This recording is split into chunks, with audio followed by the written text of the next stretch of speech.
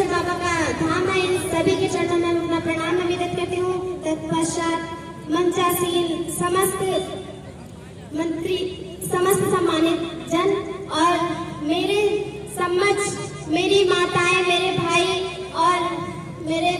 पिता तुल्य सब लोग बैठे हुए हैं, उनके चरणों में मेरा प्रणाम स्वीकार है। ये चंद पंक्तियां मैं अपना परिचय सर्वप्रथम देना चाहूंगी कि आशिकों जब बरसातों में मौसम रोमानी हो जाता है, झोपड़ियों के छप्पर तक सब पानी पानी हो जाता है, उनके जुल्फ का बिखरना, उनके जुल्फ का बिखरना जब आपकी उम्मीद हो जाता है और सरहद पर कोई जवान शहीद हो जाता है, तो इश्क की दरख्त पे लिखने वालों हिंद की शाख पे लिखती हूँ और भूख से बच्चा मर गया जिसका उस माँ की आँख पे लिखती हूँ, और भूख से बच्चा मर गया जिसका उस माँ की आँख पे लिखती हूँ। यहाँ इस सभा में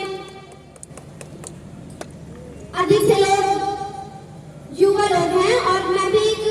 क्योंकि 1-2 साल बाद मेरा भी वोट होगा और मैं भी दूंगी, तो इस वोट के चुनाव में सर्वप्रथम योगदान युवाओं का ही होता है। तो उन युवाओं की तरफ से अपनी युवा पीढ़ी को, अपनी अग्रज पीढ़ी को कुछ बताना चाहूंगी कि सच बोलने के बाद सूली चढ़ जाए, किंतु सच की आवाज कभी बंद मत कीजिए। कि सच बोलने के बाद सूली चढ़ जाए, किंतु सच की आवाज कभी बंद मत कीजिए। तो एक वादा करना चाहती हूँ अध्यक्ष महोदय से अपनी इस युवा पीढ़ी की तरफ से कि सच्चाई की आवाज है ये बंद ना हो पाएगी, कि सच्चाई की आवाज है ये बंद ना हो पाएगी, और दिल की घोषणा बुलंद ना हो पाएगी। बाड़ी का जय घोष कभी हथियार नहीं डालता, कातिलों की झोली में ये प्यार नहीं डालता। भारत की आन रहे शीर भी कटाएंगे, सरहद से आवाज आई खून भी बहाएंगे, और लहू की रवानी में उफान होना चाहिए, अंबर से भी ऊंचा हिंदुस्तान होना चाहिए, अंबर से भी ऊंचा हिंदुस्तान होना चाहिए। पर एक सच्चाई, क्योंकि जब से मैंने जब से जन्म लिया है, मैंने जो इस देश में देखा है, एक दस्तक सच्चाई के दरवाजे पर कि मंदिर के त्रिशूल पर खून दिखा इंसान का। आप सभी का आशीर्वाद चाहूंगी, अगर आप सभी को भी लगे कि हाँ मैंने सच्चाई पढ़ी है, तो आप सभी का आशीर्वाद चाहूंगी कि मंदिर के त्रिशूल पर खून दिखा इंसान का, मस्जिद की दहलीज पर कत्ल स्वाभिमान का, टीके और टोपी में अखंड यारी दिखी नहीं, आरती अजानों में ईमानदारी दिखी नहीं, दिखा हमें मस्तहू बटी का खूनी लश्कर खान दिखा, और इमामों की दाढ़ी में घायल हिंदुस्तान दिखा, और इमामों की दाढ़ी में घायल हिंदुस्तान दिखा। लेकिन इसका एक उपाय भी है, वो उपाय मैं आप सभी के समक्ष चंद पंक्तियों के माध्यम से रखना चाहूंगी कि माँ दुर्गा को आप अम्मी बोले,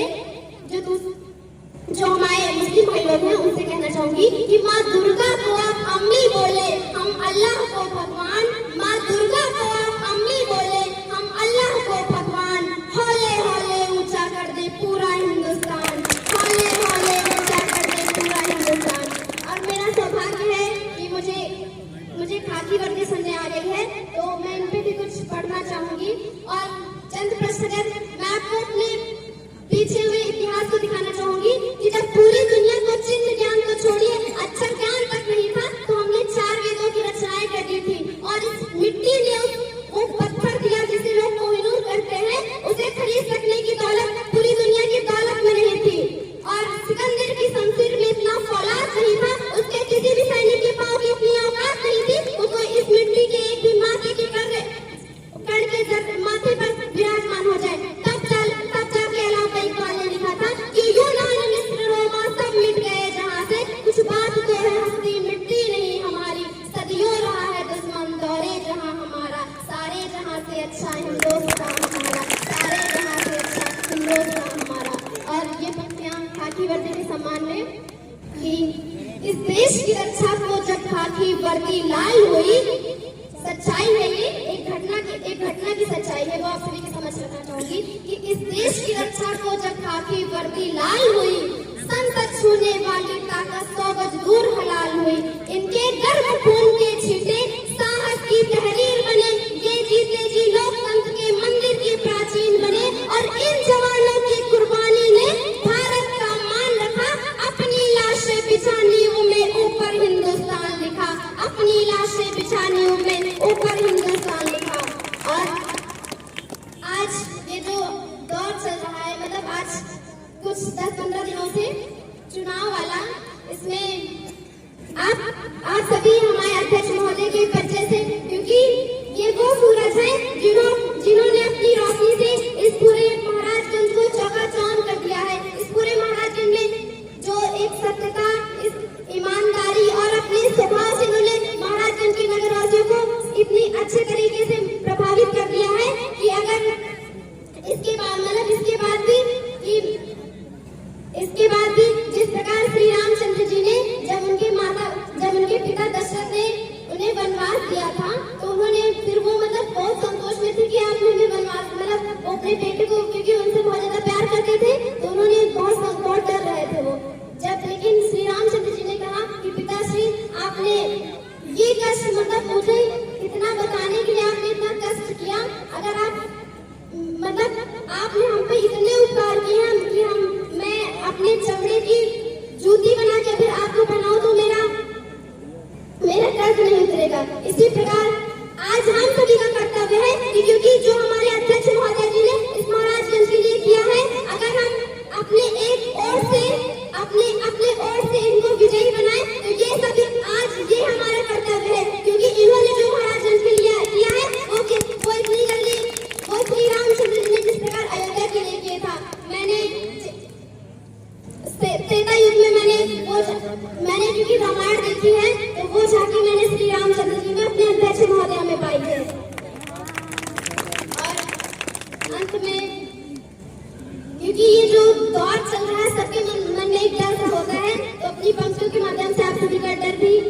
दूर करना चाहूंगी कि संघर्षों पर कदम कदम पर मुश्किलों ने हमें ललकारा है, संघर्षों पर कदम कदम पर मुश्किलों ने हमें ललकारा है, मिली चुनौती कुछ करने को बस दिल ने यही पुकारा है, चलो बढ़े मंजिल की तरफ रास्तों पर चल के जाना है, चलो बढ़े मंजिल की तरफ रास्तों पर चल के जाना है, आंधी तो क्या तूफानों में भी अपनी कामयाबी का दिया जलाना है, आंधी तो क्या तूफानों में भी अपनी कामयाबी का दिया जलाना है। अंत में आप सभी की अपनी दलील आप सभी के समझ रखते हुए अपनी वाणी को विराम देना चाहूंगी कि शीत की जो प्रीत गिरे तो गीत प्रेम के गाऊंगी, शीत की जो प्रीत गिरे तो गीत प्रेम के गाऊंगी, मौसम हो जो हंसने का तो बारंबार हंसाऊंगी, जुल्फ लिखूंगी कजरारे और चाल ढाल मदमाश लिखूंगी, धड़कन किसी के नाम सदा और यौवन का एहसास लिखूंगी, पर भारत माँ को दर्द हुआ तो चीखूंगी, चिल्लाऊंगी, गली गली में घूम घूम कर माँ की पीर सुनाऊंगी,